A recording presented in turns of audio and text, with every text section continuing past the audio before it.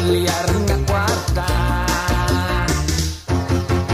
Nabala ka iyang tatay, nabala ka ang nanay, kay ang anak nilang si Inday nilahos man sa Brunei.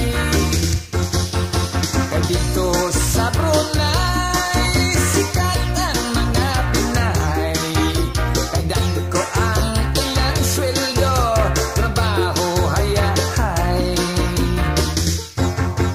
Sila'y mga Brunei beauty, mga gwapa, mga sexy, pasosyal-sosyal pa sila dito, uatin sa mga